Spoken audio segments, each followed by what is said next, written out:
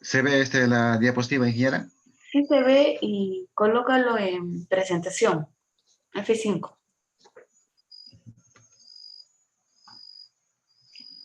Ok, iniciamos.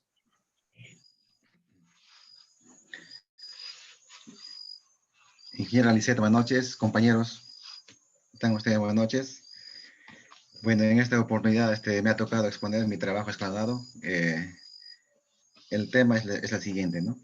El problema de estabilidad de talud en el Tajo de San Pedro, en el Palacio de la Alhambra de Granada, España. Bueno, el contenido es el siguiente, ¿no?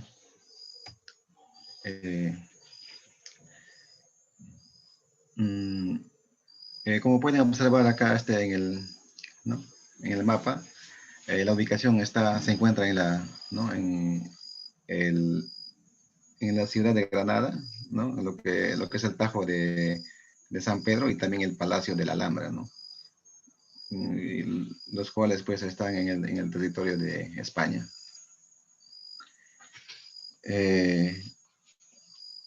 Bueno, acá se puede ver la coordenada geográfica, ¿no?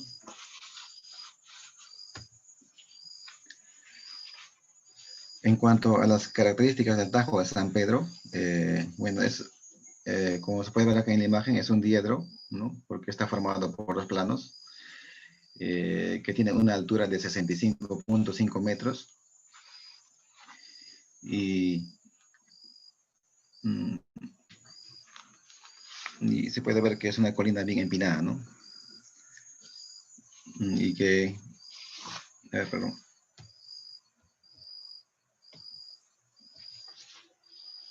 Ya, disculpen.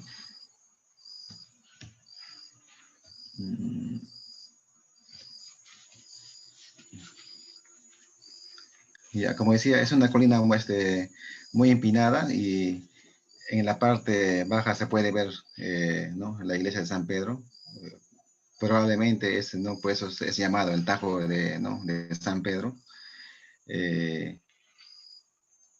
Y en la parte, ¿no? superior se encuentra, ¿no? el Palacio de la Alhambra, el cual pues, se encuentra a solo 23.8 metros del acantilado, ¿no? Y se puede ver también que tiene ¿no? una pendiente del talud de 67.4%.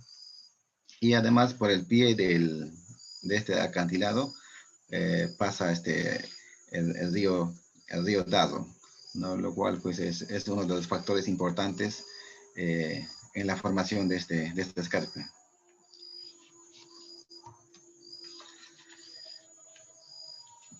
Bueno, voy a comentarles un poco sobre la historia de este Palacio de la Alhambra. Fue construida en el año 1526 y que es uno de los monumentos más importantes de España, ¿no? Considerado Patrimonio Cultural de la Humanidad por la UNESCO, y que es visitado anualmente hasta por 2 millones de turistas nacionales e internacionales. Y como se ha señalado, peligra su integridad, ¿no? Debido al desprendimiento del Tajo, porque ya está a solo 23.8 metros del palacio.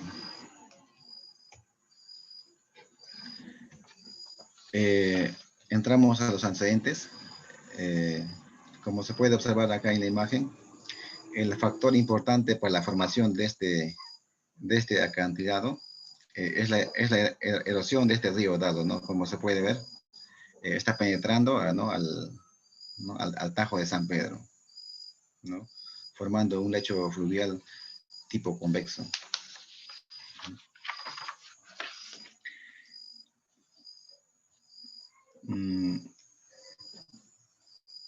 Además, ¿no? Según la literatura, ¿no?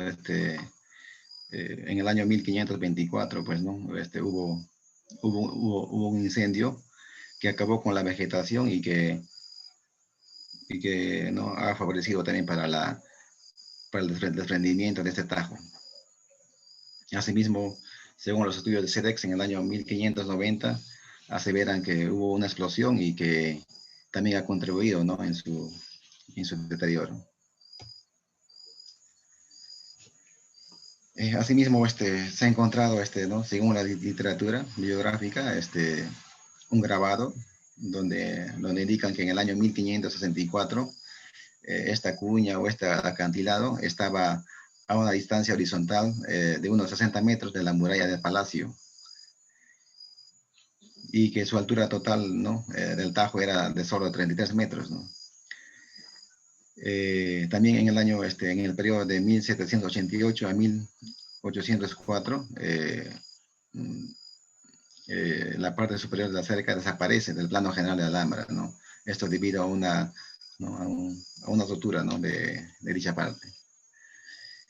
Y que según las comparaciones realizadas, ¿no? de los grabados y los planos topográficos actuales, ¿no? se han deducido que el desplazamiento anual ha sido de 8 centímetros, ¿no? por año, ¿no?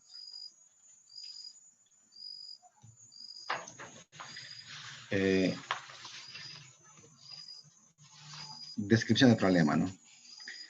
En cuanto a la geología, como se puede observar acá, en el recuadro de color rojito está la formación Alhambra, que pertenece a la edad, ¿no? a la edad de Plioceno, Pleistoceno, ¿no? Lo cual son formaciones ¿no? sedimentarias, ¿no? construidas por conglomerados de tamaños redondeados, aproximadamente de 10 centímetros, ¿no? y los cuales están intercalados por arenas, por arcillas y limos. Acá en la parte inferior se puede ver ¿no? el perfil, ¿no? de este macizo rocoso, donde se ve también las fallas normales, ¿no?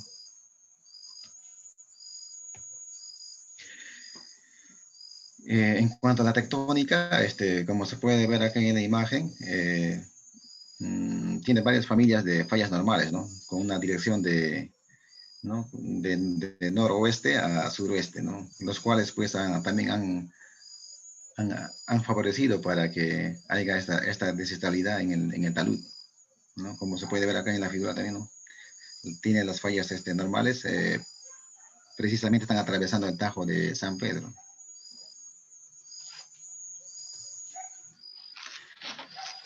Bueno, también acá se puede observar algunas fallas, ¿no? También las grietas.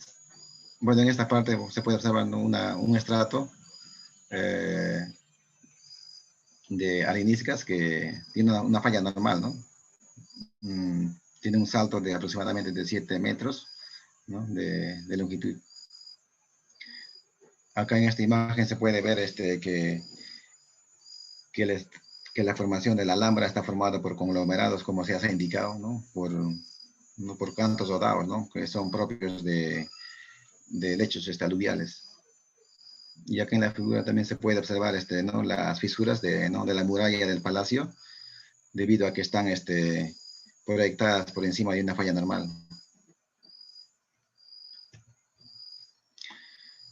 En cuanto a las investigaciones de campo y laboratorio, el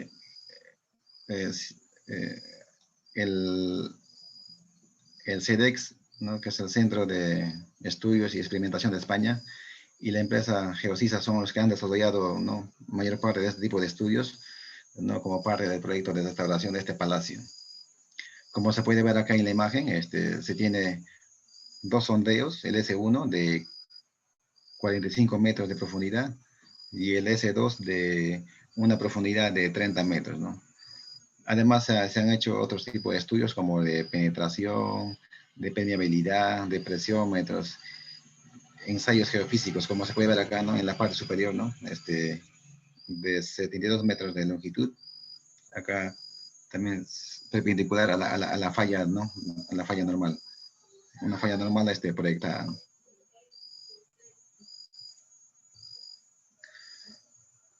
Bien, acá se muestra ¿no? La estratigrafía, ¿no? Del sondeo 1 y del sondeo 2, ¿no? Como pueden observar, son estratos, son conglomerados que se han diferenciado de acuerdo a su tamaño máximo, de acuerdo a su rigidez y también de acuerdo a ¿no? a los estudios geofísicos y presiómetros, ¿no? Por ejemplo, acá el estrato 1 es un conglomerado denso, ¿no? El estrato 2 es un conglomerado muy denso.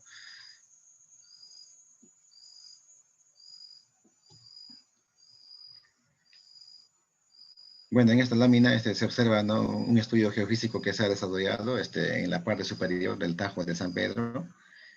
Como pueden ver, ¿no? los, eh, los materiales arcillosos tienen valores muy bajos, ¿no? De color amarillo.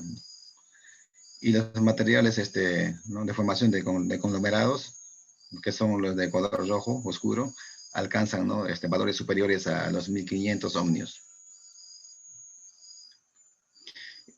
Estos valores también han sido tomados como una referencia para poder clasificarlo, ¿no? Los conglomerados en los distintos tipos de suelos. Bien, acá se muestra la tabla de los estudios y ensayos de laboratorio que se han desarrollado para los 5 tipos de suelos, ¿no? 5 capas, ¿no? Estudio de permeabilidad, ¿no? Estudio de identificación ¿no? del tipo ¿no? de suelo, ¿no? ¿no? Humedad, el índice de plasticidad, ensayos de resistencia, ¿no? Como pueden observar, no han podido hacer un ensayo de resistencia mediante ensayos triaxiales, solamente lo han hecho de corte directo para la capa 5. Esto debido a que es una formación de conglomerados y hubo dificultades para hacer este tipo de ensayos. Se tendría que tomar muestras muy grandes, ¿no? Para poder desarrollar este tipo de ensayos. Pero sí se han hecho ensayos ¿no? de presiométricos, ¿no? En los 5 estratos, ensayos geofísicos, ¿no? Para determinar su resistividad de cada estrato. Y a partir de estos datos, bueno, según la revisión bibliográfica, han tomado estos parámetros de cálculo, ¿no? Como pueden ver, son rangos, ¿no? Por ejemplo, para el estrato, para la capa 1, están tomando un rango de cohesión de 32 a 75 kilopascales, ¿no? Y un ángulo de fricción de 50 grados. Y para los diferentes estratos igual, ¿no? Se han tomado valores, digamos, son valores tipo hipótesis para poder probar la estabilidad del talud. Desarrollo de la solución. Bien, para la solución de esta problemática, el patronato de la Alhambra ha dado instrucciones, ¿no? A todos los investigadores que han desarrollado este proyecto, indicando de que la solución adoptada debería tener un impacto medioambiental mínimo, ¿no? A pesar de su peligrosidad, ¿no? A la cercanía del acantilado. Inclusive han tomado referencias o similitudes con la inundación de la Torre de Pisa, donde se sabe que atrae millones de turistas y además en la solución no se ha interesado ¿no? en la Torre de Pisa, sino que se ha mantenido la indignación. En ese mismo contexto deberían haber dado solución en este caso del Tajo de San Pedro.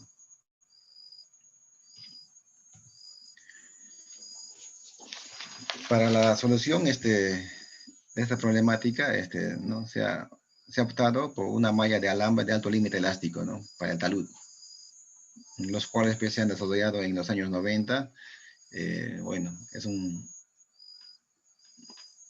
una malla, ¿no? Romboidal con un límite elástico de entre 1770 a 2020 megapascales, ¿no? Con un diámetro de entre 3 a 4 milímetros, y que esto dependía, ¿no? de la tensión que se sometía el talud. Asimismo, ¿no? Se ha dado solución mediante barras, ¿no? de anclaje, ¿no? Con espesores de entre 25 y 40 milímetros. Bueno, acá se muestra ¿no? Eh, la solución adoptada de esta problemática. Como se puede ver acá, una malla romboidal, ¿no? Con las barras verticales se separan entre 3 metros y las barras horizontales, ¿no? De 2,5 metros. ¿No? Acá se tiene ¿no? el anclaje, ¿no? Y acá se tienen, ¿no? Las características que he descrito.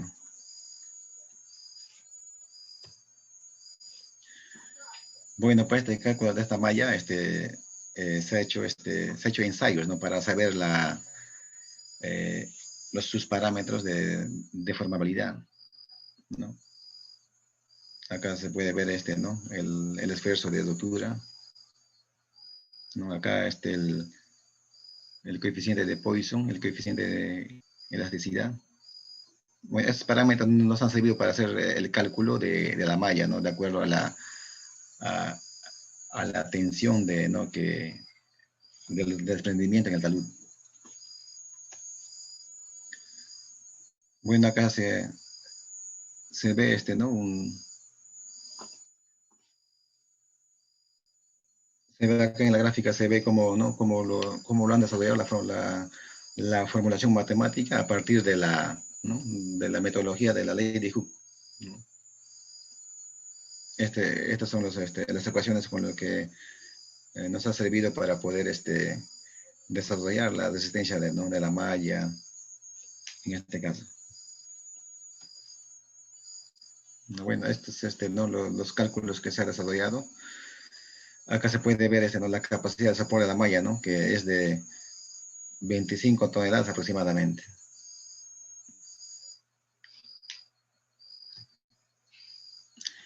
Y en cuanto a la estabilidad de taludes, se ha determinado, según los parámetros del conglomerado de Alhambra, como se ha mencionado, para 5 tipos de suelos, ¿no? Conglomerado 1, conglomerado 2, la arena, los deluvios y areniscas, ¿no? Como se muestra acá. Y para cada uno eh, se ha determinado sus parámetros, ¿no? De resistencia, de acuerdo a la tabla que se ha indicado. Prácticamente son hipótesis que han tomado los investigadores, ¿no? Los que han desarrollado ¿no? esta solución. Y en base a ello se han determinado los factores de seguridad, ¿no? Para distintas operaciones ¿no? presiones ¿no? sobre el talud, ¿no? Para 10 toneladas, 15 toneladas, 20 toneladas, ¿no? En este caso, los factores de seguridad son mayores a 1, ¿no? En todos los casos. Y para casos dinámicos, sí, ¿no? se tuvieron un poco menos de 1.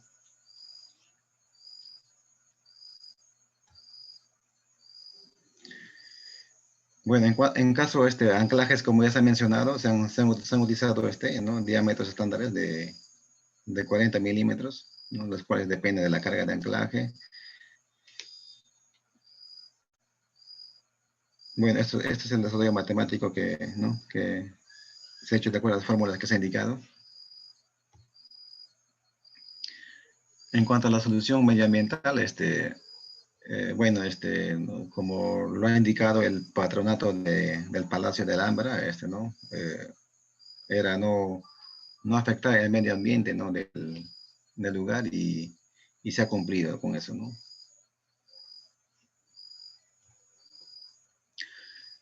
Algunos comentarios de la investigación. La utilización de mallas de alambre ancladas para proteger los taludes, laderas y tajos es un método barato y de repente único posible para taludes altos y empinados, ¿no? Se encontró que hubo dificultad en la determinación de los parámetros geotécnicos, cohesión y ángulo de fricción. No se han realizado ensayos triaxiales, esto debido a la existencia del conglomerado en la estratigrafía. Los valores de los parámetros de resistencia del conglomerado en el Tajo de San Pedro, que se escogieron para los cálculos, son discutibles y está basado en argumentos de la relación entre el desplazamiento de la falla y el ángulo de rozamiento interno, ¿no? que también corresponden al ensayo de corte directo y a las estimaciones en función del ensayo presiométrico. Bueno, acá he hecho una verificación propia de la estabilidad de talud ¿no? del Tajo de San Pedro, ¿no? Utilizando la hipótesis, ¿no? de los parámetros de la investigación del CEDEX y del GeoCISA, utilizando el programa SLIDE, ¿no? que nos dan pues, factores de seguridad utilizando los métodos de equilibrio límite. En este caso, eso es la parte estática. Y se ha determinado pues, por distintos métodos el factor de seguridad, los cuales son próximos a lo que han desarrollado, ¿no? Los investigadores de CEDEX y de GeoCISA.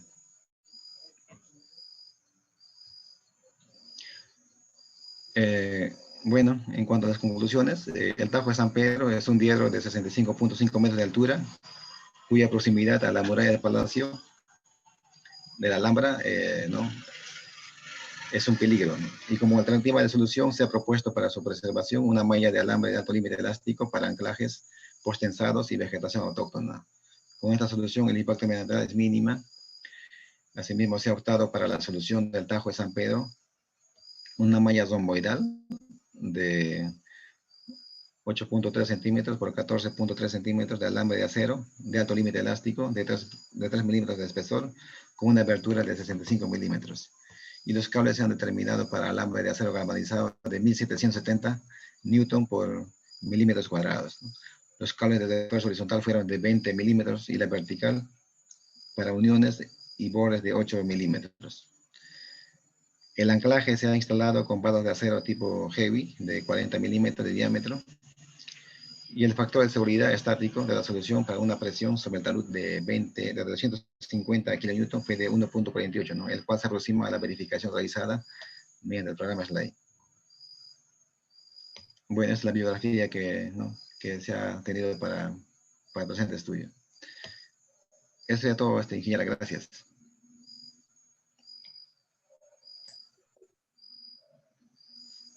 Gracias. ¿Algún comentario por parte de los compañeros?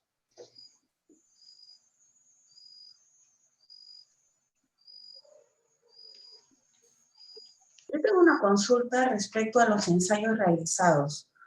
¿Usted considera conveniente los ensayos que se han realizado? ¿Agregaría algunos adicionales? Y con respecto a la solución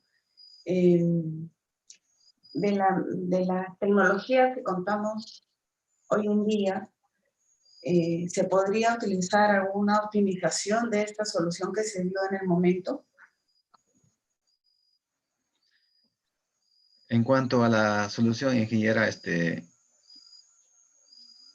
perdón, en cuanto a los ensayos que se han realizado, como se ha mencionado, se sabe que para utilizar ¿no? los parámetros de cálculo en una estabilidad de talud, se requiere ¿no? los valores próximos, ¿no? Y eso se hace mediante ensayos triaxiales. Y lo cual acá no hay una información vacía, no se ha realizado, apenas se ha hecho un ensayo de corte directo para una capa.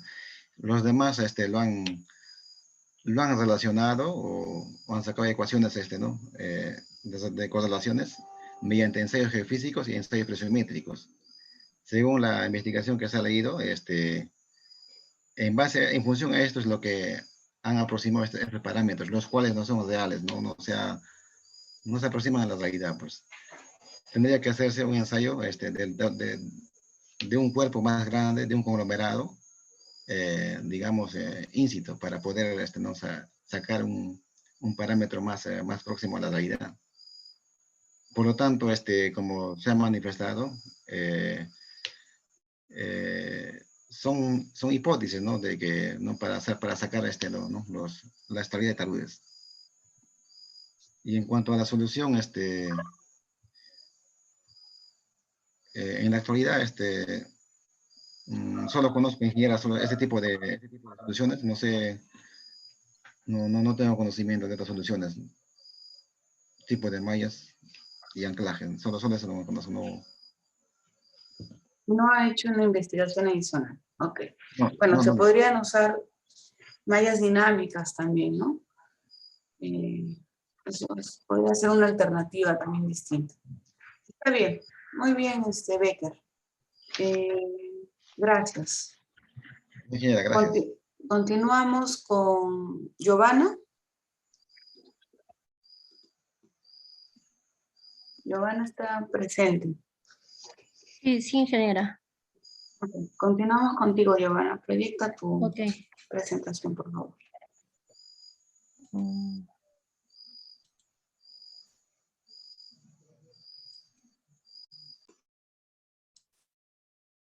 Ya. Buenas noches con todos los presentes. A continuación voy a exponer el trabajo escalonado. En esta vez me tocó exponer sobre el colapso de la presa de Malpasé. Mi nombre es Giovanna Garay. Aquí les muestro un pequeño resumen. Se trata sobre el colapso de la presa de Malpasé, que esto ha ocurrido en Francia. Esta presa se encontraba construido sobre el río Reirán.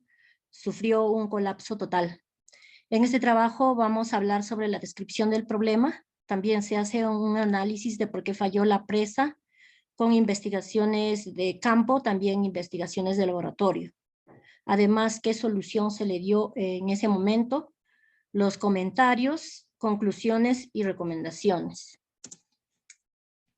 Bueno, a continuación le muestro el contenido de mi exposición que ya mencioné en el resumen. Y pues vamos a iniciar con la ubicación. Esta presa está ubicado en un estrecho desfiladero del río Reirán, aproximadamente a 12 kilómetros río arriba de Frejus. Es una localidad, un centro turístico en la costa de la Ribera Francesa. Esta localidad pertenece al departamento de Var, región de Provenza, Alpes, Costa Azul. Esta presa fue construida en el año de 1952 para uso doméstico, riego y municipal.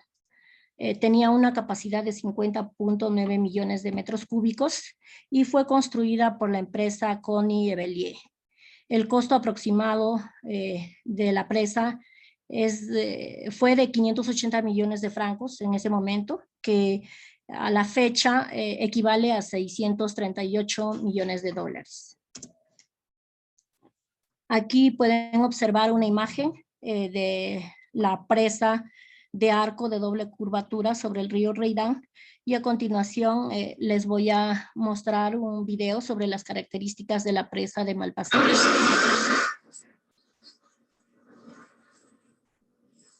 Sus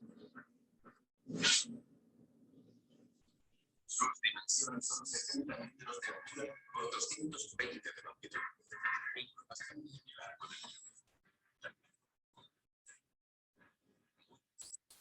El grosor de la base es de 6,50 metros.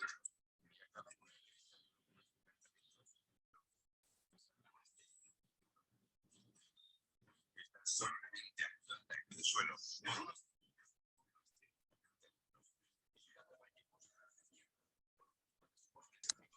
Sube un poco el volumen, no se llega a escuchar.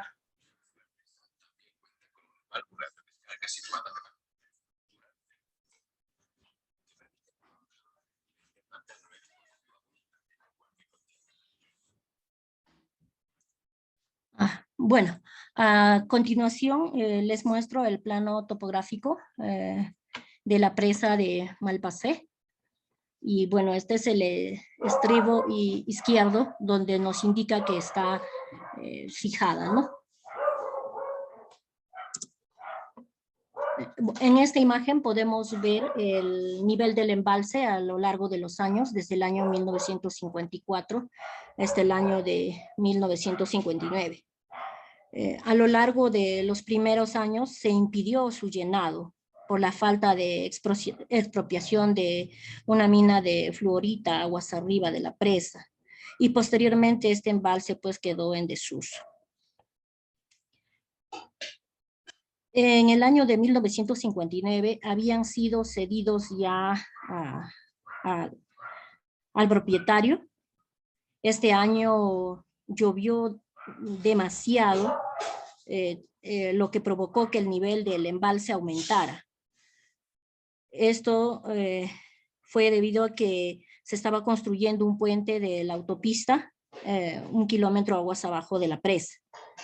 Entonces aquí en esta imagen, en esta parte de la imagen, podemos ver que a partir del 30 de noviembre al 2 de diciembre, la intensidad de la lluvia fue tal que el nivel subió 4.5 metros, ¿no?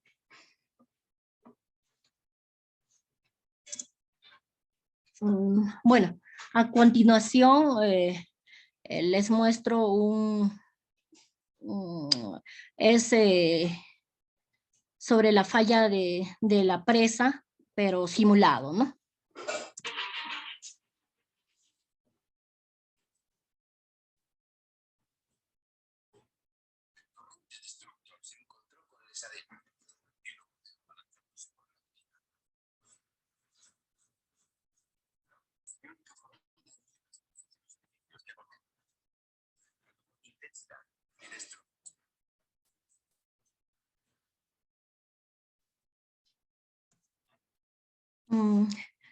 Bueno, así como se muestra en la imagen, quedó las llanuras del Reirán y del Airón.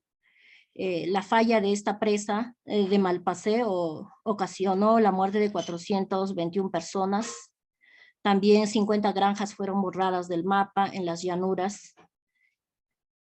150 viviendas también fueron destruidas, 800 viviendas dañadas y 7,000 personas damnificadas. Río arriba de Frejus murieron todos y los daños ascendieron en ese momento a 68 millones de dólares. Los juicios posteriores a los tribunales franceses concluyeron que el fracaso de la presa era impredecible. Las aguas de la inundación borraron demasiada evidencia. Debido a esto, las causas y los mecanismos de la falla se basan en conjeturas. Posterior a ello, se hace un resumen de muchas hipótesis y el resultado de investigaciones que fueron realizadas principalmente por los diseñadores de la presa. En esta imagen podemos ver de cómo está actualmente la presa. Bueno, a continuación vamos a hablar sobre las investigaciones de campo. Para ello vamos a iniciar con la geología del lugar. Pues nos dice que esta presa está ubicado dentro del macizo de Tannerón y su estribo derecho está formado principalmente por gneiss y el estribo izquierdo por lutita fresca, ¿no? La inspección in situ reveló dos tipos de juntas, un tejido más denso de 2 a 3 centímetros y un segundo conjunto de 20 a 50 centímetros. Las fallas son numerosas en la cimentación y estas están orientadas en la misma dirección de las juntas. En esta imagen podemos ver la margen izquierda y derecha de la presa, ¿no? Principalmente aquí en esta parte achurada, esto corresponde a la margen izquierda de la presa del canal del río. Este descansaba sobre una cuña de gneiss del carbonífero muy fisurado. Antes del colapso no se sabía que esta cuña estuviera separada del macizo rocoso. Una superficie, esta parte de aquí, la superficie aguas arriba, consiste en planos de corte orientados aproximadamente paralelos a la lutita y una superficie aguas abajo, esta parte, que consiste en un plano de falla revestida de arcilla, cuya existencia pues no se sospechaba hasta que se reveló por la erosión durante la inundación que siguió a la ruptura de la presa. Aunque la cuña de roca se rompió y fue arrastrada por la fuerza de la inundación, este asiento quedó. Bueno, de lo que les hablo, de lo que le acabo de hablar, se muestra aquí una imagen fotográfica. Las medidas de la deformabilidad in situ de la roca de cimentación, o sea, del gneiss, demostraron que su módulo era inferior a lo previsto. Se han publicado valores de 3.200 a 18.000 kilos por centímetro cuadrado. Aún así, estos módulos pues no ponen en peligro la resistencia estructural de la bóveda, ¿no? Bueno, aquí tenemos otra imagen, pero después del colapso, el geólogo Jan Google, él se refiere más que nada a esta figura. Él identificó que le faltaba un enorme bloque de roca, ¿no? De cimentación donde estaba la mitad izquierda del arco de la presa, dejando una excavación en forma diédrica, tal como se observa aquí en la imagen, por dos, que estaba limitada por dos caras de subplano. Su cara aguas abajo es un verdadero plano de falla, ¿no? Con una fina capa de roca triturada. Y bueno, aquí en esta otra imagen podemos ver una fisura, una grieta ancha que está abierta justo aguas abajo del arco del concreto. En la parte inferior es más ancha y en la parte superior es más estrecha. Bueno, aquí en la imagen podemos ver el perfil de la presa después del colapso. Y bueno, lo que se puede decir que antes no se habían realizado investigaciones geotécnicas antes de su construcción, ¿no? Pero después de la falla sí se iniciaron varios estudios en el sitio, mediante métodos sísmicos y pruebas de gato, y también en laboratorios sobre muestras tomadas del lugar, ¿no? Los ensayos de refracción mostraron que una roca compacta en una velocidad superior a 4.000 metros por segundo y por debajo de una zona poco profundo con una velocidad cercana a los 2.500 metros por segundo, ¿no? En este lado de la presa, en el lado derecho, se han realizado perforaciones para realizar pruebas de gato en pozos pequeños, ¿no? En el año de 1957. En el año de 1969, una nueva tecnología sísmica de corto alcance confirmó la alta deformabilidad de la roca in situ, junto también con la alta compacidad del macizo rocoso. Aquí en el gráfico podemos observar o se muestra el resultado de 17 sitios de presas similares que confirma la alta deformabilidad del macizo rocoso, 10 veces menor que en la mayoría de los sitios y 100 veces menor que en los mejores sitios.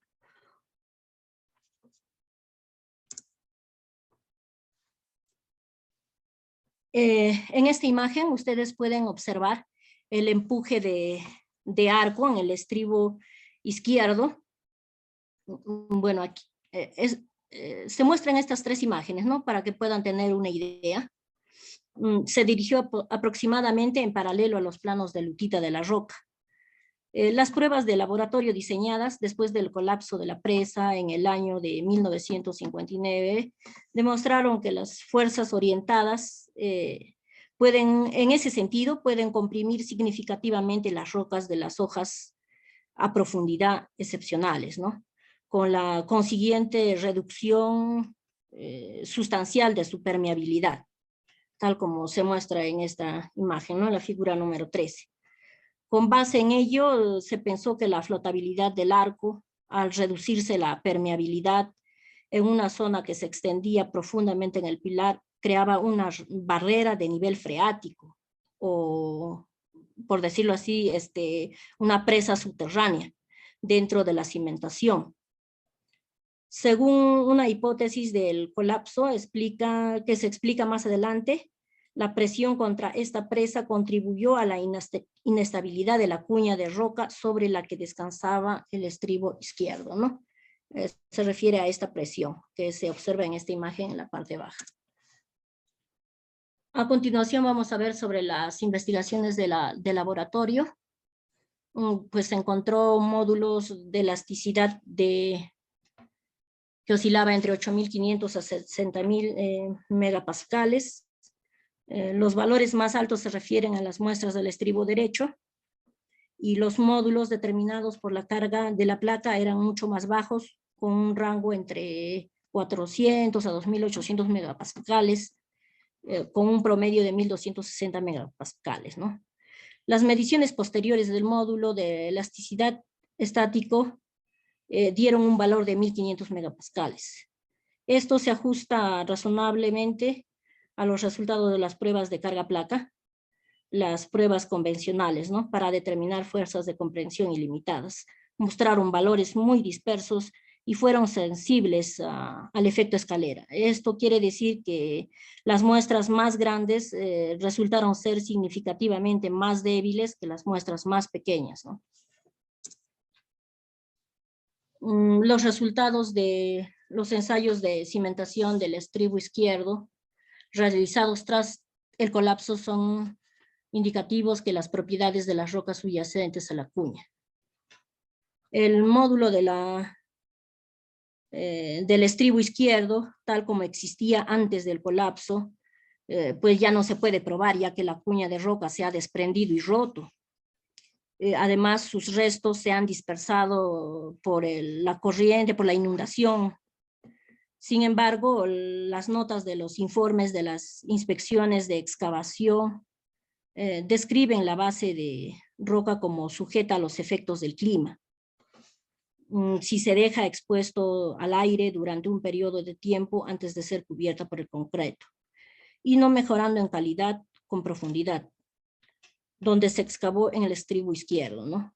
Por lo tanto, el módulo de la roca que atravesaba la cuña probablemente estaba muy por debajo de los valores medios, de 1.260 megapascales, ¿no? Determinados por pruebas de carga de placa, y 1.500 megapascales por procedimientos geofísicos. Además, se ha cuestionado la recomendación de construir presas de arco de hormigón sobre cimientos cuyo módulo de elasticidad sea inferior a los 1.000 megapascales. En la imagen que a continuación les muestro, se puede observar la rotación del arco de concreto, como en esta parte de acá. Un examen posterior al colapso mostró que estos bloques de hormigón que permanecían en pie se habían desplazado río abajo. Cuando se grafican estos desplazamientos, los bloques individuales frente a sus respectivas distancias desde la punta derecha de la presa, el resultado es aproximadamente una línea recta. Esto solo puede explicarse asumiendo que el arco de concreto giró como un conjunto intacto sobre su extremo derecho. El recorrido de los bloques de hormigón se describe mediante vectores que se ve aquí, bueno, las líneas continuas, ¿no? Y estos representan los desplazamientos reales. Y estas líneas que ven aquí al costadito, líneas discontinuas, son los desplazamientos que se puede atribuir a la rotación del arco, ¿no? Los datos se ajustan mejor a la línea recta si asumimos que el eje de rotación, este eje XX, está inclinado en un ángulo recto con el plano de falla en el estribo izquierdo, ¿no? Continuando con el análisis de las fallas, el análisis de estabilidad del estribo izquierdo, tanto por procedimientos convencionales como por cálculos de elementos finitos, basados en propiedades de las rocas, mostró que la cuña de roca no podría haber sido desplazada por la flotabilidad del arco solo. Incluso si toda la fricción en el desplazamiento, la superficie fue ignorada, ¿no? Por lo tanto, se pensó que también estaban involucradas las fuerzas internas que actuaban dentro del macizo rocoso. Además, se realizaron ensayos de permeabilidad sobre el gneiss de cimentación. Estos mostraron una enorme influencia de la tensión de confinamiento de la roca sobre la permeabilidad medida. En la zona de influencia de cimentación reducían en 2 órdenes de magnitud la permeabilidad. El argumento clave es la reducción de permeabilidad de la roca, que modifica la red de filtración bajo la presa, ¿no? De manera que toda la carga hidrostática de agua actuada sobre el plano, tal como se muestra en esta parte, ¿no? Además, la anisotropía del gneiss a favor de la foliación. Este está muy mal orientado, pues este empuje hidrostático que pueden observar en esta parte hace inestable el bloque de la roca, limitado por la falla. La presa perdería casi súbitamente todo su apoyo en el estribo izquierdo debido a esto, ¿no? Además, esto muy probablemente condujo a la falla total de la presa instantáneamente, ¿no? Hay otra hipótesis de Wittek y Leonards del año 1987, que ellos parten de la observación de la existencia de una grieta notable, ¿no? Tal como les había mostrado en fotografías anteriores, aguas arriba del arranque de la presa. Esta grieta responde tal vez a los esfuerzos. Vamos a ver. Bueno, aquí se puede ver la grieta del que les hablo en la figura número 16 y también en la figura número 17. Principalmente basa su Wittek y Leonards dice pues, ¿no? Que esta grieta que pueden observar aquí en la figura 17 responde a los esfuerzos de tracción aguas arriba. Además, la orientación de la foliación del gneiss, sin embargo, la debilidad de esos planos de la roca permitió que la fisura en un inicio se propagara con facilidad, ¿no? También en profundidad, tal como se muestra aquí en la figura número 17. Una vez abierta y en comunicación con el embalse, esta grieta recibe toda la presión hidrostática sin que sea necesario cambiar la permeabilidad, como lo hace el Onde, ¿no? Que expliqué anteriormente. A partir de aquí, el mecanismo de rotura de la cuña sobre la falla de salida es el mismo en ambas interpretaciones, ¿no? Ambos coinciden. Bueno, hay otro autor que habla que es Google. Este fue publicado el año 2010, donde él menciona, ¿no? Sobre que algunas muestras revelaron que la roca cercana al diedro contenía un material, ¿no? Que se denomina cerecita. Este es un mineral parecido a la mica, se deforma bastante y disminuye su resistencia. Bueno, no se han hecho ensayos de esto, pero sin embargo él habla y el texto, la letra dice: creo que la falla se debe a la escasa resistencia mecánica de un gneiss que contiene cerecita dispersa, ¿no? Algunos expertos han señalado que la meteorización del gneiss, pero en lugar de cualquier observación que confirme su influencia, la ausencia de deslizamiento de taludes aguas arriba de la presa durante el rápido descenso y el perfecto estado del acueducto romano que se encontraba por ahí, demostraron que los taludes eran pues sólidos. Posterior a la falla de la presa de Malpasé, se han enviado muchas muestras de roca a varios laboratorios, principalmente a los de École, Polytechnique, el Palasaí, que es el Laboratorio de Mecánica de Suelos, entre otros, ¿no?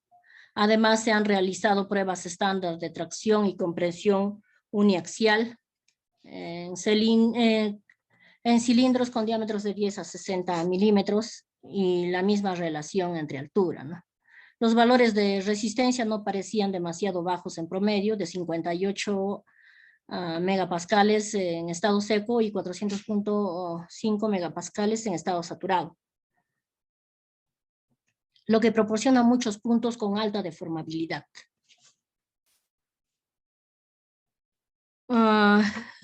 Tomando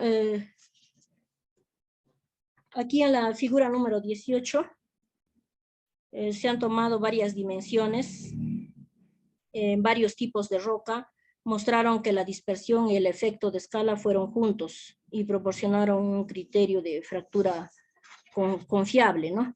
Además, en esta imagen podemos observar la distribución de la resistencia a la compresión no confinada, el RC, de 0.1 megapascales en muestras secas o echatillons, ¿no? Como dice aquí, recogidas de la margen izquierda.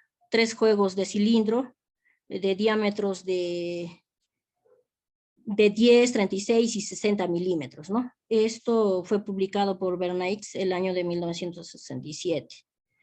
La comparación entre estos 3 casos muestra el efecto de escala. La resistencia máxima se produce en cilindros más pequeños, donde la dispersión también es la más alta, ¿no? En realidad, pues, se realizaron todo tipo de pruebas de laboratorio clásicas y además se mostró la permeabilidad muy baja, ¿no?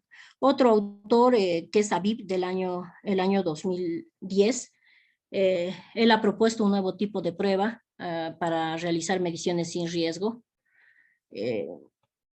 Gracias a un agujero coaxial en el cilindro de roca se genera un flujo radial desde el agujero, dependiendo si la presión del fluido se aplica alrededor o dentro. Cuando el flujo es centrífugo, la roca se pone en un estado de tracción que hace que la permeabilidad aumente con la presión, sea cual sea el tipo de roca. A la inversa, un flujo hacia el pozo crea un estado de compresión que no altera la permeabilidad de la mayoría de los tipos de roca. Pero todas las muestras de Malpasset pues mostraron alta sensibilidad a la permeabilidad, ¿no? Más en el lado izquierdo, aunque bastante baja, ¿no? La permeabilidad disminuyó mucho bajo compresión debido al cierre de las grietas diminutas, ¿no? Bueno, continuando, esta propiedad que no se sospechaba tiene una alta sensibilidad a la tensión. Además, se suponía que esto era la falla principal, ya que la carga aplicada por la presa sobre la roca de cimentación indujo una profunda presa subterránea, ¿no? Que anteriormente ya habíamos visto, contra la cual se podría acumular cada vez más. La deformalidad era susceptible cuando la presa se mueve río abajo, el empuje del agua o la roca río arriba no sigue y se abre una grieta entre el concreto y la roca, ¿no? Tal como les había mostrado en fotografías anteriores. Cuanto más deformable es el macizo rocoso, más ancha se abre la grieta, ¿no?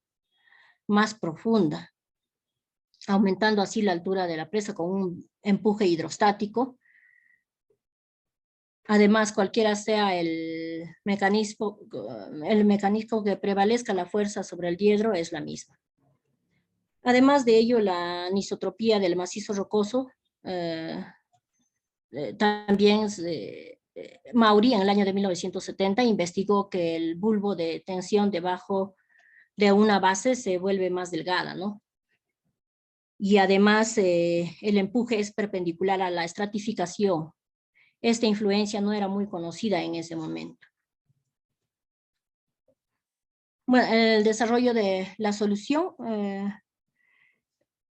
en este caso no hubo desarrollo de la solución debido a que la presa se perdió por completo y hasta ahora permanece de la misma manera, ¿no? Solamente que después del fallo se ha iniciado una serie de juicios, pero sí lo que se puede, lo bueno que se puede sacar de esto es que después de esta catástrofe que ha ocurrido, nos ha enseñado bastante, ¿no? Por ejemplo, la forma en que se investigaron los sitios de las presas antes de la construcción y la forma en que se administraron las presas durante la operación ha cambiado ahora, actualmente, ¿no? Bueno, los comentarios. Bueno, para iniciar con la elaboración de un proyecto para la construcción de una presa, quizás como la de Malpasé, debería realizarse exploraciones geotécnicas, ¿no? Como por ejemplo, en el sitio se debería hacer perforaciones diamantinas en el eje de la presa, pueden ser aguas arriba, aguas abajo, ambos extremos de la presa, y estas perforaciones se deben hacer lo más cercanos posibles, ¿no? Con el fin de extraer muestras de roca llamada también muestras recuperables, para poder estudiar su composición y obtener el perfil geotécnico y tener una idea de cómo va a ser la cimentación de la presa que se va a proponer, ¿no? Ello también nos va a permitir calcular el RQD y realizar ensayos de permeabilidad. Este ensayo exige la necesidad de tener cortinas impermeabilizantes y cuando el material rocoso es superficial y no contiene mucha integridad, se realiza proyecciones para consolidar el material rocoso de superficie, ¿no? Para el diseño de la presa también se debe realizar análisis de infiltración, análisis de estabilidad y de deformación. Las condiciones de la cimentación de la presa que se va a proyectar dependen de las características geológicas y del espesor de los estratos que van a soportar nuestra presa, su inclinación, su permeabilidad y la relación con los estratos subyacentes, ¿no? Fallas y fisuras. Posterior a la construcción ya de nuestra presa, se debería de instalar en la cresta acelerógrafos, también se debería hacer análisis de infiltración constante mediante los piezómetros, ¿no? Aparte de ello, estuve investigando otras bibliografías. Se podría emplear un modelo, ¿no? Un modelo computacional. Bueno, este modelo fue creado por Xingyang Jin y Sam Chi Wang. El modelo es SHE2D Flood. Este ha sido desarrollado para simular una inundación, ¿no? Debido a la ruptura de una presa o un dique. Les voy a explicar un poco sobre este tema. Las inundaciones, debido a la ruptura de presas y diques, a menudo causan pérdidas de vidas y propiedades, ¿no? Este modelo numérico se puede utilizar para predecir la propagación de las olas, también para proporcionar información sobre la extensión de la inundación, el tiempo de llegada de las olas y la profundidad del agua, entre otros, ¿no? Por lo tanto, esta podría ser una herramienta útil para establecer estrategias de control de inundación y operaciones de represas, así como para desarrollar planes de evacuación y sistemas de alerta para las áreas con riesgo de potencial de inundaciones, ¿no? A continuación vamos a pasar a las conclusiones. Podemos concluir en que no se sabe con exactitud por qué falló la presa, pero esto se debe principalmente a que el colapso borró todo tipo de evidencias. Sin embargo, hay varias hipótesis del fallo de la presa de Malpasé que hemos tocado. De acuerdo al análisis efectuado, pues la presa falló. Primeramente se produjo porque no se realizaron los estudios geotécnicos concienzudos. Este aspecto ha conllevado a que no se detectara la cuña de roca existente y por efecto del arco, la presión del agua se traslada a los soportes, contribuyendo a la inestabilidad del estribo izquierdo. Tampoco se ha detectado que la roca de cimentación era ugneis y además la escasa resistencia mecánica que contenía por la cerecita dispersa, ¿no? que es un mineral muy parecido a la mica. Bueno, ya les había mencionado eso, que es altamente deformable y disminuye su resistencia. Los ensayos de laboratorio efectuados demostraron que todas las presas del Malpasé manifestaron una alta deformabilidad, alta compacidad del macizo rocoso, una alta sensibilidad a la permeabilidad, principalmente en el margen izquierdo, ¿no? Y por último, la anisotropía del macizo rocoso. Con el fallo del Malpasé, hoy en día es vital controlar la presión del agua en el cimiento de las presas, ¿no? Se ha de controlar el valor de la presión y la dirección del empuje. Además, se debe situar las pantallas de impermeabilización en orientaciones que no pongan en peligro la estabilidad de la masa rocosa. Además, esto nos enseña la necesidad de drenar aguas abajo de las pantallas y el valor de la auscultación mediante la utilización de los piezómetros, de las presiones de agua en el cimiento, ¿no? Y por último, pues nos revela la necesidad de los reconocimientos geológicos de gran detalle en el entorno de los apoyos de las presas, principalmente en los de arco. Las recomendaciones. Para proyectos de construcción de presas se debe de realizar exploraciones geotécnicas exhaustivas con ensayos de campo y laboratorio para poder determinar el diseño de la presa. Además de ello, no se debe escatimar en costos en lo que se refiere a estos ensayos. Después de su construcción de la presa y puesta en funcionamiento, estos deben ser permanentemente monitoreados para evitar colapsos o cualquier otro problema que se pudiera presentar en la presa.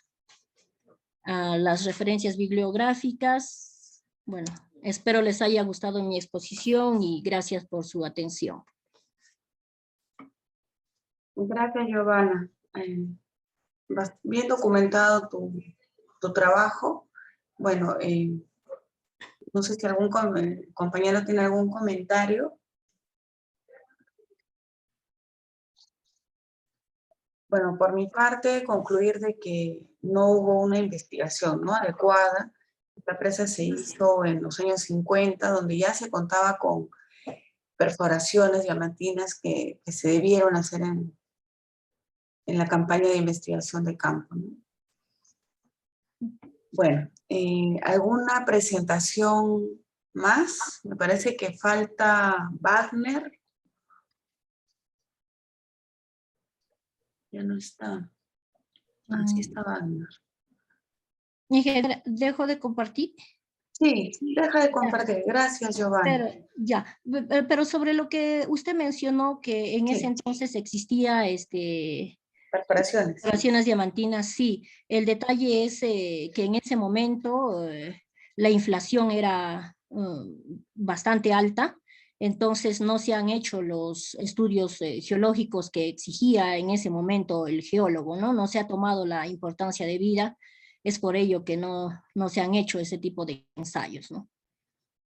Además han confiado en el tipo de presa, como era un tipo de presa moderno, han confiado en ello y han dejado de hacer ese tipo de estudios. Eso es todo, ingeniera. Gracias, Giovanni, por Okay. la precisión. Bueno,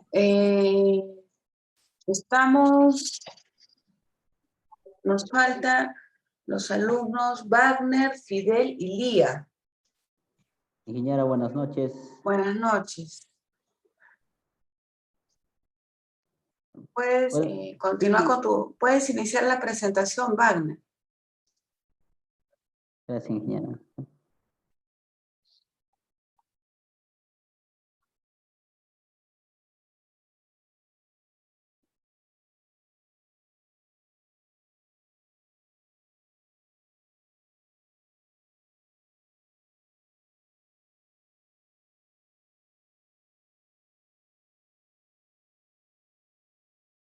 Ingeniera, no sé si... Sí, se observa, colócalo en modo presentación, por favor.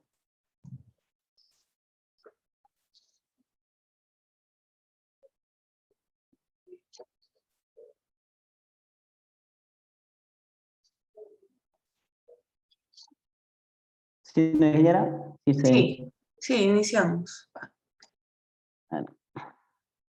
Ingeniera, buenas noches y compañeros presentes. Mi tema es problemas geotécnicas en cimentaciones de Torre Pisa en comparación de un edificio Huanta y Ayacucho. Contenidos: una introducción, antecedentes, desarrollo del problema, exploraciones geotécnicas, ensayos de laboratorio, desarrollo de solución, recomendaciones y conclusiones.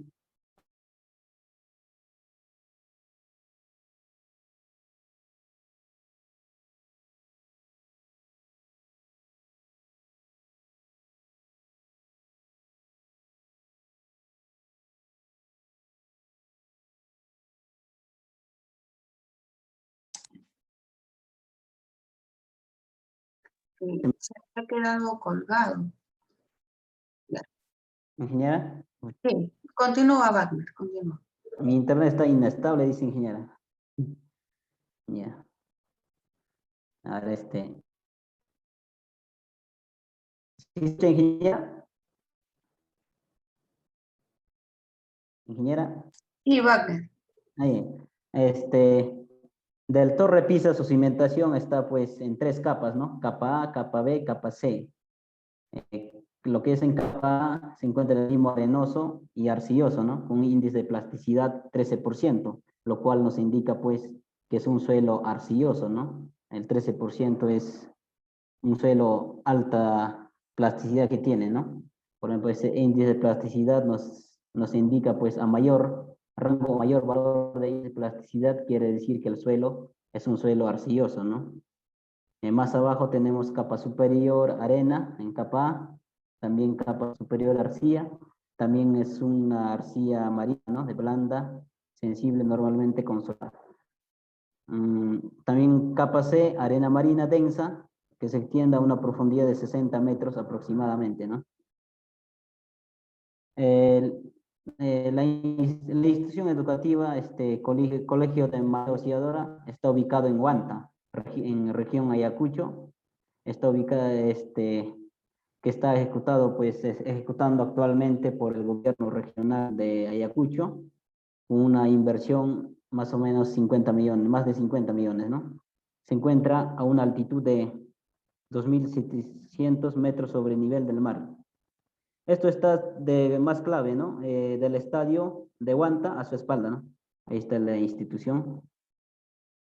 El tipo de suelo encontrado, de acuerdo a las exploraciones geotécnicas y también realizado en laboratorios, se ha encontrado, pues, el tipo de suelo es suelo encontrado en zona de estudio, es de color bigi, conformado por material arena limo, arcillosa con grava, ¿no? Que se clasifica en Sistema Unificado de Clasificación de Suelos, con sí, sería es SC-CM, ¿no?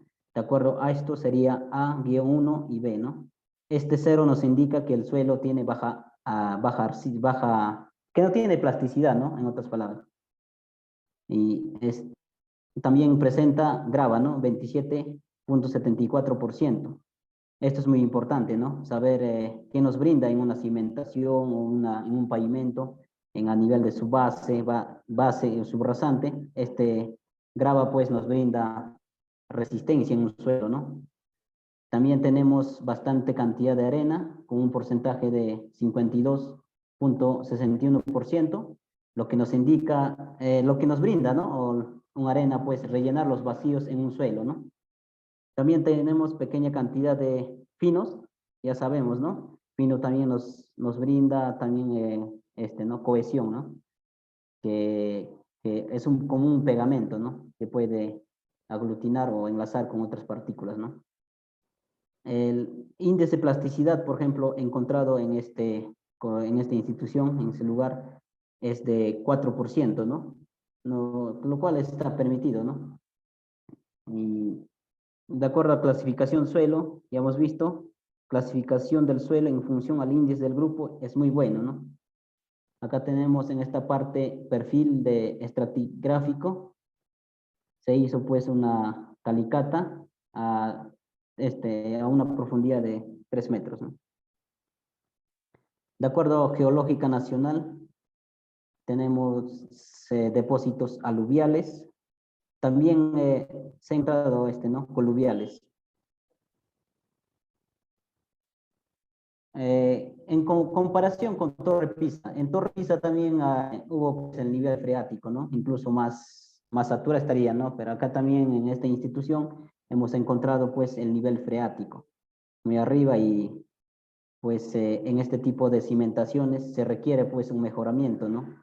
El mejoramiento adecuado porque el agua, en otras palabras, es como un cáncer en una persona, ¿no? El agua siempre va a afectar un suelo, ¿no? Porque si es un suelo arcilloso, un suelo expansivo, va a generar pues, va a aumentar volúmenes, ¿no?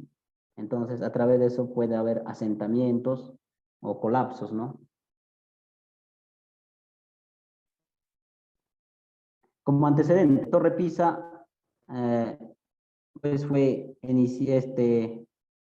construido, la construcción del Torre Pisa fue iniciado por el Bonano Pisano, escultor, en 5 años más o menos aproximadamente, ¿no? Entonces, en este año ya el torre había inclinado, ¿no? Quiere decir que ya con eso ya podemos estar pensando que el asentamiento ha sido instantáneo, ¿no? No ha sido por consolidación, porque asentamiento instantáneo ocurre en un suelo donde, e incluso ocurre pues en un suelo, al momento de ejecución, mejor dicho, ¿no?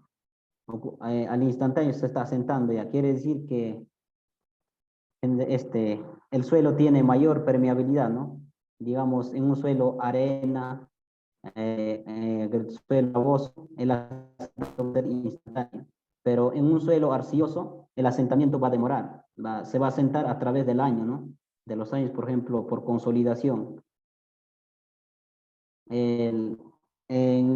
¿Cómo se llama? En Tomano Pisano Andrés, el arquitecto, pues fue el último que ha terminado la construcción de Torre Pisa, ¿no? Antecedente ¿cómo se llama? De la institución educativa María Auxiliadora. La edificación se ejecutó en mes de enero del año 2021. Justamente estamos hablando solamente de esta parte donde se ha encontrado el nivel freático, ¿no? Por el gobierno regional, a nivel de cimiento, como se estaba hablando, de arena, limo, arcilloso con grava, desde nivel de terreno natural a una profundidad 2.5 metros, ¿no? Lo cual está dentro de bulbo de presiones. El problema, desarrollo del problema en el asentamiento de la Torre Pisa. La cimentación de la torre inclinada Pisa a lo largo del tiempo ha sufrido uno de los problemas más frecuentes como asentamiento. A nivel de cimiento, un promedio de 3 a 3.5 metros, ¿no? Generando la inestabilidad de la estructura. El otro problema sería la inestabilidad de la inclinación de una estructura alta y se produce a una altura crítica, ¿no? O sea, eso es cierto, ¿no? En una estructura a más altura, la estructura se vuelve más flexible. El otro caso, ¿no? Pero en el trabajo se basa solamente en el punto, lo que es en parte cimentaciones, ¿no? En el parte cimiento. Por ejemplo, en Torre Pisa, lo que ha fallado es en la capa superior de arena, ¿no? En esta parte, porque dentro de 5 años ya la torre se había inclinado, ¿no? Entonces quiere decir que ha fallado pues en un suelo que tiene mayor permeabilidad, o sea que es un suelo más compresible, ¿no? Por ejemplo, ha fallado por asentamiento instantáneo. No, pero normalmente a veces muchos ingenieros dicen que el asentamiento siempre va a ocurrir en suelo arcilloso, ¿no? Pero no, en suelo arcilloso ocurre, pero a lo largo del tiempo, ¿no? Se consolida en años. Si el asentamiento ocurre en años, estamos pensando que el asentamiento está en un suelo arcilloso. Y ahorita el desarrollo del problema en Colegio María Auxiliadora, también se ha encontrado igual el nivel freático, ¿no? lo cual si no se hace un adecuado mejoramiento, pues este nivel freático puede afectar a la cimentación, ¿no? Entonces puede generar asentamientos que a lo largo del afecta, ¿no? Pasamos a investigaciones de campo. En la torre inclinada Pisa se realizaron agujeros para subexcavación masiva, para asegurar la estabilidad del torre, ¿no? Pero que la inclinación que se mantenga con esa misma inclinación, ¿no? No con el propósito de como se llama, el asentamiento, regularizar, algo así, ¿no? También se hicieron ensayos de CPT, por ejemplo, para ver la resistencia, ¿no? Resistencia del suelo. Los investigadores han realizado, ¿no? Algunos ensayos de campo. También consolidación realizaron. Por ejemplo, esta consolidación se puede hacer con el equipo edómetro, ¿no? Igualito se simula, ¿no? Y investigaciones de campo en María Auxiliadora. Tenemos plano topográfico, este es todo el ¿no? Todo el área del proyecto donde se está ejecutando las edificaciones, ¿no? Colegio a nivel inicial, secundaria y primaria, ¿no? Para realizar los ensayos, para realizar lo que es la investigación de campo, pues se realizaron ¿no? Calicatas. Por ejemplo, para determinar lo que es la capacidad portante del suelo, se ha realizado uno de ellos ensayos de campo, ensayo de PL, ¿no? También se puede hacer el SPT, CPT, CPTU, ¿no? Pero esos son, a veces, son más costosos, ¿no? Normalmente ya con DPL lo correlacionan a un SPT, ¿no? Para calcular la capacidad portante, ¿no? Se ha encontrado una friccionante 33.3 grados y compacidad media, ¿no?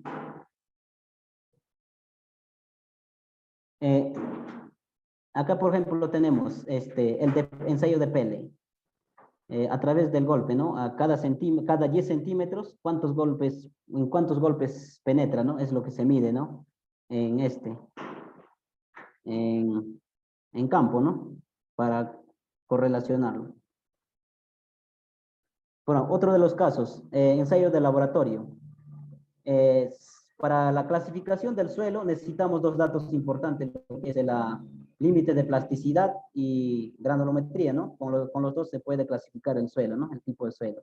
Por ejemplo, este suelo, parte arriba, ensayo de plasticidad, material propio, es el que ¿no? Se ha obtenido de las calicatas. Por ejemplo, acá del material propio o material natural, tenemos un límite líquido 24%, pero el gobierno regional, los ingenieros encargados, hicieron mejoramiento, ¿no? Y cuando se hizo el mejoramiento, se ha combinado con hormigón, ¿no? Con material propio 1 y 1.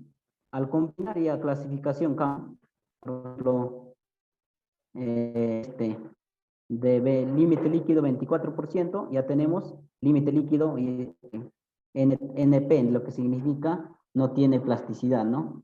Límite plástico, por ejemplo, también no tiene plasticidad en mejorado. Índice de plasticidad, por ejemplo, en terreno natural tenemos 4%.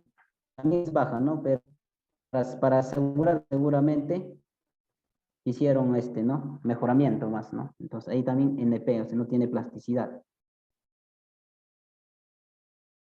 También tenemos valores de granulometría, grava 28%, en terreno natural, mejorado tenemos 41%, ¿no? Eso, por ejemplo, tenemos 28%. ¿Por qué tenemos 41%? Justamente la grava nos brinda resistencia, ¿no? Igualito en concreto también nos brinda resistencia, ¿no? Es lo mismo, ¿no? Entonces, han aumentado la parte grava, ¿no? En esta arena tenemos 53% en mejoramiento, para mejoramiento, tipo su base, pues tenemos 60%, ¿no? Fino tenemos 20% en terreno natural y mejorado tenemos 9%, han bajado el fino, ¿no? Porcentaje de fino. Uno de los casos es justamente por cuando el agua llega justamente donde que está el material mejorado, pues se tenga el grado de saturación sea más rápido, ¿no? O sea, el suelo tenga mayor permeabilidad. Eso es lo que se requiere, ¿no? Porque si no tiene mayor permeabilidad va a generar presiones hidrostáticas, ¿no? Clasificaciones en laboratorio, ¿no? Clasificación, por ejemplo, tenemos en terreno natural, tenemos arena, limo, arcilla con grava. En mejorado ya es arena bien graduada con limo, grava, ¿no? Acá, por ejemplo, estas curvas podemos encontrar en ¿no? De EG 2013, que actualmente usan talla tanto para pavimentos, para cimentaciones, ¿no? Generalmente está hecho estas curvas para pavimentos, ¿no? Afirmados. Esto es para tipo afirmado. Se encuentra, ¿no? Si está dentro de este rango debe estar la granulometría, ¿no? Para que cumpla tipo afirmado. Eso es del terreno natural, tampoco, no tanto cumple, ¿no? En terreno natural, por eso también justamente se hizo mejoramiento para tipo subbase. Acá es material tipo subbase, ¿no? Acá tenemos gradaciones diferentes, de acuerdo a la norma EG 2013, MTC. En sí, MTC no es una norma, ¿no? Es un manual. La norma sería en Perú, norma técnica peruana, ¿no? Entonces, de acuerdo a ese manual, también en norma técnica tenemos gradaciones y, por ejemplo, se ha seleccionado para ese mejoramiento gradación tipo B, o sea que acá tenemos, ¿no? En esta parte, ¿no? Esta gradación se ha recomendado para el mejoramiento. Bueno, para hacer los controles de compactación, densidad de campo, nosotros necesariamente tenemos que hacer en laboratorio lo que es el Proctor modificado o Proctor estándar, ¿no? Eso ya va a depender del equipo que vamos a utilizar, ¿no? Si utilizamos un equipo de mayor energía de compactación, como por ejemplo Rodillo, es Proctor modificado, ¿no? Y vamos a usar en una cimentación o una compactación, para una compactación, digamos, una vibropizón que tenga menor energía de compactación, se requiere pues ¿no?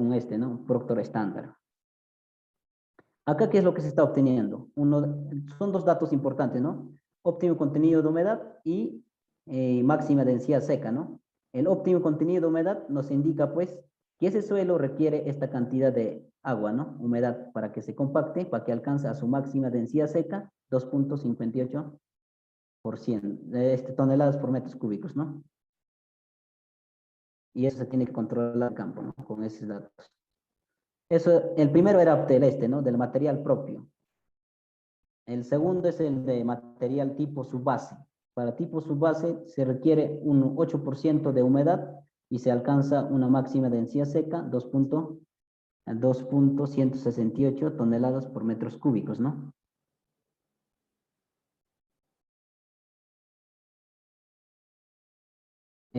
Por ejemplo, para determinar lo que son parámetros de resistencia en ensayo triaxial, pues como es un proyecto de gran envergadura, el gobierno regional pues ha pedido un ensayo que se realice a través ¿no? mediante el ensayo triaxial. En este ensayo se requiere generalmente por tema de costo, ¿no? Por ejemplo, hay tres tipos de condiciones, lo que es U, CU, CD, ¿no? U normalmente está costando más o menos 500 soles, los demás CU, CD, estamos hablando 1.500 o 2.000 soles, ¿no? Entonces, justamente por ese precio a veces no pagan, ¿no? Y solamente mayoría mandan lo que es el corte directo, ¿no? Pero el corte directo tiene limitaciones, ¿no? Incluso en la norma técnica es 0.50, suelos cimentaciones, en suelos arcillosos ya no permite, incluso ya lo ha sacado ese ensayo, lo que es el común, el corte directo, ¿no?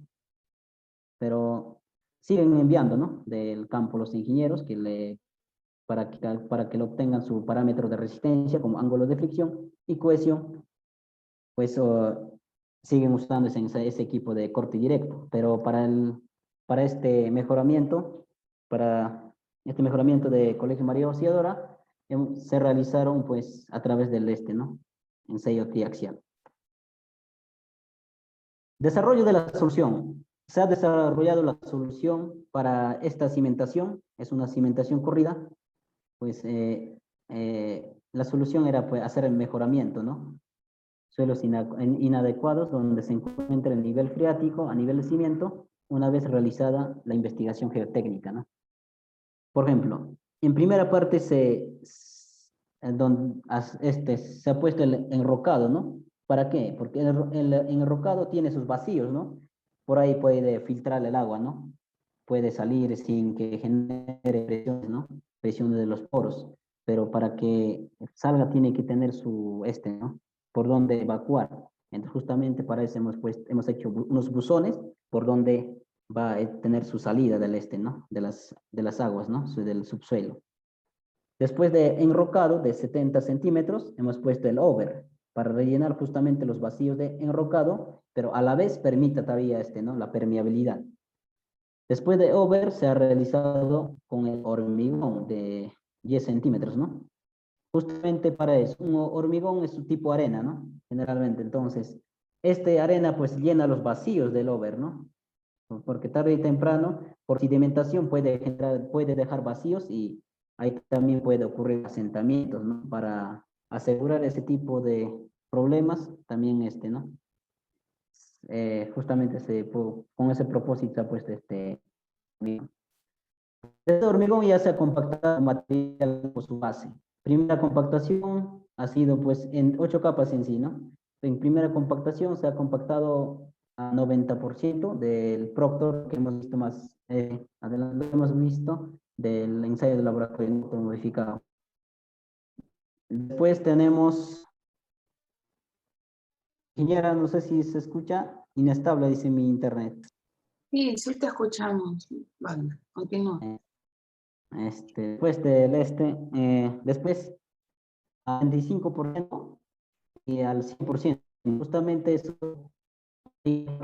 como criterio, ¿no? Por cuando hay bulbos de presiones, pues, justamente cerca a la cimentación, al ¿no? A la zapata es lo que se genera presiones, ¿no? Entonces ahí tiene que ser la compactación al 100%, ¿no? Para asegurar, ¿no? El freático desde el nivel de falso piso se encuesta a 3.5 metros. Pero el nivel de terreno natural es 2.50 metros. Por ejemplo, como desarrollo de la solución, se ha excavado, ¿no? Se ha excavado el material saturado para seguir con el enrocamiento, ¿no? El material que no es adecuado se ha cortado y luego se ha botado, ¿no? Se ha eliminado. Después, enseguida, fue enrocamiento, ¿no? Colocación de rocas, ¿no? De 16 a 12 pulgadas, ¿no? De tamaño máximo nominal. Tamaño máximo nominal nos indica que la mayor parte tiene diámetro, ¿no? Después se ha realizado con el material de over. Over se ha compactado, cada 15 centímetros de espesor se ha rellenado y compactado, ¿no? Con la rola, ¿no? Con el rodillo. Después del over, pues se ha realizado con el hormigón, justamente para llenar vacíos, ¿no? Uno de ellos también para que encima de esto va a estar el material tipo su base, ¿no? El relleno controlado. Entonces, para que los finos no caigan a los vacíos, a lo menos arena, pues no permite talle, ¿no? Porque pierda por sedimentación, ¿no? Acá, por ejemplo, se está controlando, ¿no? Control de densidad de campo, ¿no? Esto justamente, por ejemplo, un suelo, para que tenga mayor capacidad portante, pues tiene que tener mayor contacto entre partículas y partículas, ¿no? Quiere decir, o sea, que si mayores tensiones efectivas, quiere decir que hay mayor contacto de partículas, ¿no? Porque una partícula sólida nunca cambia, pero un líquido cambia, ¿no? Por ejemplo, cuando por cambio de temperaturas, a veces pierde, no cambia de estado, se está aumentando, se está disminuyendo, por eso cambia de estado, pero un sólido nunca nos va a cambiar, ¿no? Por eso justamente en una cimentación lo ideal es que soporte parte sólida, ¿no? No que el agua soporte a la estructura, ¿no? Porque tarde y temprano el agua va a escapar de una cimentación, ¿no?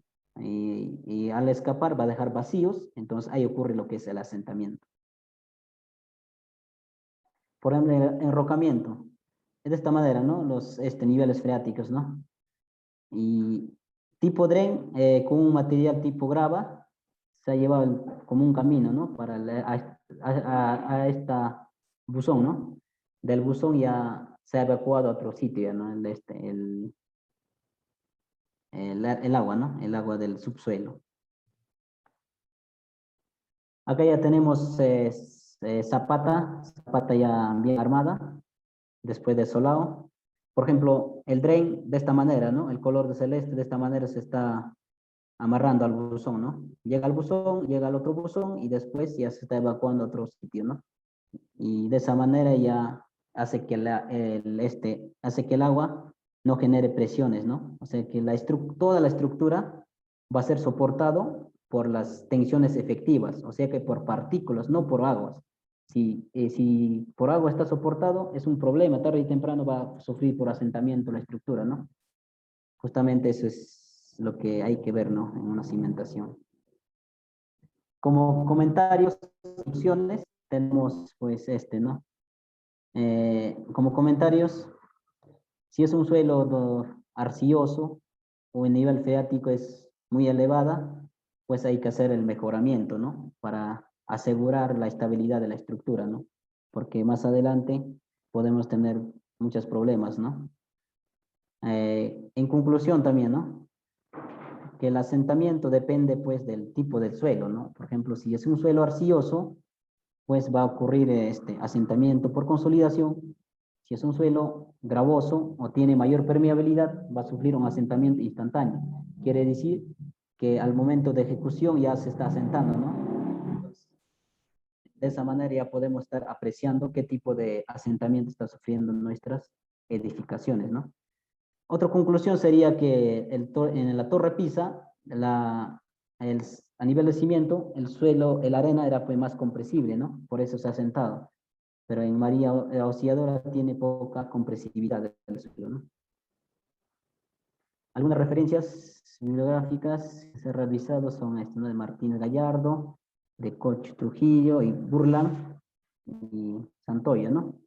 Y Rampal. Gracias, ingeniera. Sería todo. Gracias, Wagner. Sería conveniente que indiques también el estudio, ¿no? Porque creo que tienes el expediente dentro de la bibliografía. Sí, Sí. en el informe sí tengo, ingeniera, sino que para parte diapositiva no he puesto. Okay. ¿Algún comentario de los compañeros?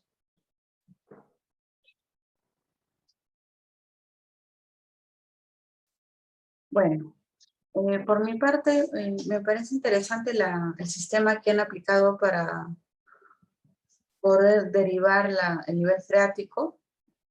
Me hubiera gustado ver un poco más de análisis respecto a los ensayos de campo, de los CPTs que se han realizado, puesto que es bien versátil ese ensayo y permite obtener diferentes parámetros, ¿no? Hacer correlaciones. Hubiera sido interesante poder ver un poco a mayor detalle. Pero en general está bastante bien la presentación. Bueno, muchas gracias, Wagner. Bien, ingeniera, muchas gracias. Me parece que está faltando Fidel y Lía, pero no están en el aula. Bueno, espero se comuniquen conmigo por interno. Renzo, por favor, si puedes contactarlos. Ok, ingeniera, les escribo. ¿Ya? Y ¿qué más? A ver, ya. Nos falta, si a alguno de ustedes les falta presentar las tareas, por favor háganlo llegar a través de mi correo electrónico hasta el día lunes, puesto que ya debo emitir las notas finales. Los trabajos de escalonados, el trabajo final, me parece que Wagner no lo ha enviado y tampoco tengo el trabajo de Stephanie. Renzo, por favor, coordinas con Stephanie para que me lo haga llegar. Ok, general de Wagner y Stephanie. Sí, yo voy a hacer la recopilación de todos los trabajos, tanto de la presentación como el informe, y se los voy a hacer llegar a sus correos para que ustedes también puedan contar con esos estudios. Bueno, por mi parte, esta sería la última clase. No sé si tienen algún comentario adicional. Ingeniera, yo quería hacerle una consulta. Con respecto al trabajo escalonado, bueno, como el caso mío se ha cambiado de tema.